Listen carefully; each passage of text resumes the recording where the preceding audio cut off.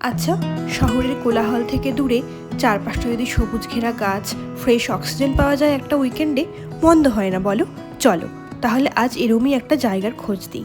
কলকাতা থেকে মাত্র 240 কিলোমিটারের মধ্যে আমরা গেছিলাম বাঁকুড়া জেলার ঝিলমিল নামে একটি ট্যুরিস্ট স্পটে, কংসাবতী নদীর তীরে, মুকুটমণিপুর থেকে মাত্র 15 কিলোমিটার দূরে। কি ঝিলমিল নামটা শুনেই মনের মধ্যে ঝিলমিল করছে তো? হ্যাঁ, সত্যি এখানে এলে মন শান্ত স্নিগ্ধ হয়ে যায়। রাস্তার দুই পাশে সবুজ ঘেরা গাছ যেন এখানে অন্য জগৎ। শুধু পুরো রাস্তা নয়, রিসর্টে পৌঁছেও আমরা ঠিক এরমই শান্ত সুন্দর প্রকৃতির মনোরম পরিবেশেই ছিলাম। আর তার সঙ্গে ছিল কিছু বন্ধু, যেমন রাজহাঁস, খরগোশ, ট্রি হাউস। শুধু আমরা না, বাচ্চারা গিয়েও ঠিক ততটাই মজা পাবে যতটা আমরা মজা পেয়েছি এই রিসর্টটায়। এবার বলো, ইন্টারেস্টিং মনে হচ্ছে তো?